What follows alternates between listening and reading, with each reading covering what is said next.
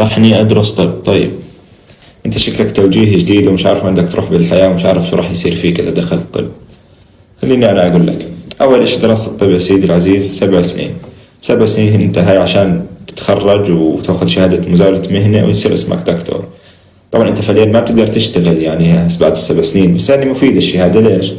ممكن مثلا أمك تعك مع الجارات، مع خالاتك ابن دكتور، أبوك مع الأبهات الثانيين بالجاكوزي بيكونوا قاعدين كل واحد بيحكي عن مغامرات أولاده وشو بدرسوا.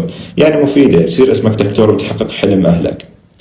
أول سنة بالجامعة بتفوت أنت طبعا مفكر حالك عبقري، زمانك طالب طب ما حدش قدك، معدلك بالتوجيهي 99.1000.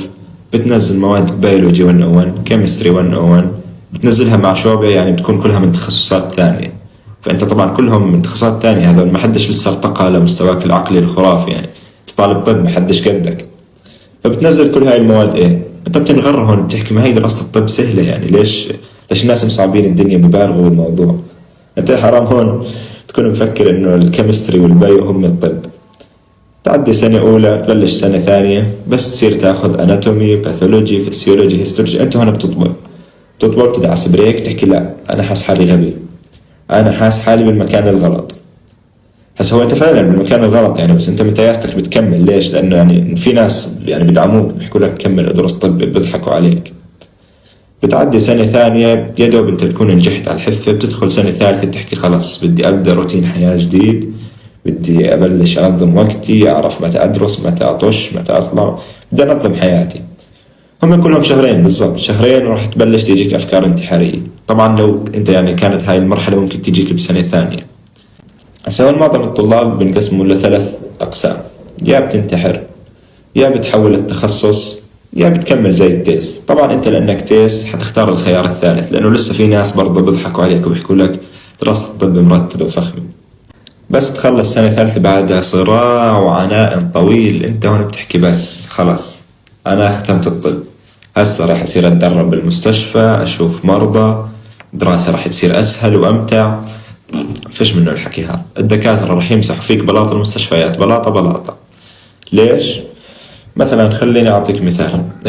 مريض إجاك ألسريتيف كولايتس وأنت ما عرفتش تشخصه إنه عنده ألسريتيف كولايتس من قراءة الECG، راح تتبهدل من الدكتور. مريض ثاني مثلا جاك عنده حساسية من البسس ومربي 4 بسس بالدار، هو غبي المريض خلص بتعرفش ليش ما حكى لك هذا الإشي، راح حكى للمقيم أو الأخصائي، طبعا راح يبهدلك لأنك ما سألته هذا السؤال. مثلا دكتور ماشي بالمستشفى، انت ما بتعرفه الدكتور، بس هو شافك طالب اجى سألك مثلا شو طابخة مرته اليوم، انت ما عرفت تجاوب، راح يمسح فيك الارض. طبعا انت بتعيش هالموال هذا نفسه سنة رابعة 5 6 بضلك تعيد هالموال. بس تخلص بتصير طالب امتياز بعد 7 سنين، يعني انت بتتخرج السنة السابعة هي الامتياز. انت هون بتبلش تلاحظ كيف الطبقية بالمستشفى، كيف يعني في عندك طلاب، بعدين امتياز، بعدين مقيمين، بعدين فيلوز، بعدين اخصائيين، استشاريين، وكل واحد بدعس على اللي تحتيه. فانت هيك بتبلش تعيش هذا الجو انه المقيم انت عبد يعني عند المقيم، خلص اي شيء بيحكي لك اياه بتسويه. طبعا المقيمين هم برضه بيكونوا عبيد عند الاخصائيين والى اخره يعني. المهم تمرق سنة الامتياز هاي على السريع تخافش.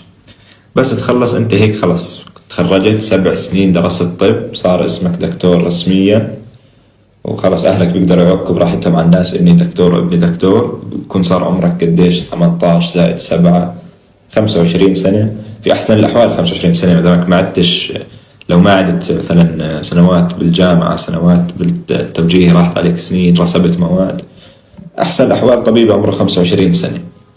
هسا أنت بتبلش بدك تتخصص، بتكون حاط تخصص في بالك، بتقدم على التخصصات، ما بيطلع لك اللي بدك إياه، بتروح بيطلع لك طب أسرة، تكتب وبتقعد في الدار وما بترضى. طبعا انت هسه لأول مرة في حياتك انت ما عليك دراسة وفاضي اشغال، تبلش تفكر بشبابك اللي ضيعته، حياتك اللي قضيتها دراسة، لا تعرفت على ناس ولا سويت علاقات ولا عندك اصحاب ولا عارف مين البنت اللي راح ترضى فيك ولا عندك شخصية ولا اشي. طبعا انت هون بتحكي هاي السنة خلص خليني اخذ بريك من الطب، بتروح تتضمن سكوتر، تنزل سيرفيس على طلبات وكريم بوكس، لما لك كم من قرش عشان مثلا تحوش مصاري يعني عشان تقدر تفتح عيادة بالمستقبل. انت مسكين هيك تفكيرك بكون يعني.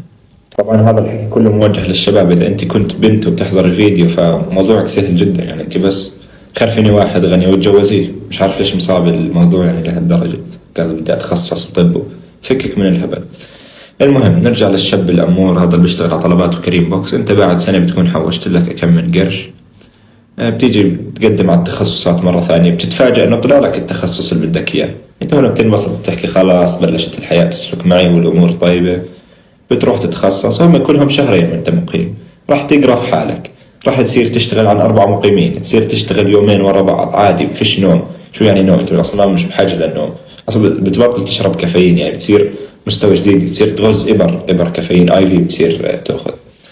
بس انت طبعا لانك كائن بشري بالنهاية مش كائن فضائي، فراح يصيبك بيرن اوت، ما راح تقدر تتحمل، وراح تقرر انك تطلع من التخصص، ما راح تقدر تكمل. هسه هون انت بترجع مرة ثانية تقعد بالدار وتكتئب، بس انت بتفكر فيها. انت هون بتكون محوش مصاري، مش مصاري كثير يعني، ابو 2000 دينار، تصير تحكي يا بقدم هسه بورد امتحانات بورد واطلع برا، بس انت عارف حالك تيس وممكن ترسب، فانت بتخاف تاخذ هاي الخطوة، لانه اذا اخذتها ورسبت انت بتفلس. بتصير تحكي لا والله لا، بدل ما أضمن سكوتر معي 2000 دينار بنزل أحلى سكوتر آخر موديل. والله فعلا بتشتري هالسكوتر وتروح تسرفس على طلبات وكريم بوكس مرة ثانية، وتضلك عايش حياتك زي هيك، وخلص أنت بتتنازل يعني عن برستيجك كدكتور. يعني شو بدك تسوي؟ بدك تعيش يعني بالنهاية. في يوم من الأيام وأنت والله بتوصل طلبات، بتلاقي مطبخ مطبلة بتتعرقل فيه وبتموت وبس يعني. الله يرحمك، هاي هي حياة طالب الطب، توتة توتة خلصت الحتوتة. بدك نصيحتي؟ ادرس طب، حياته جميلة.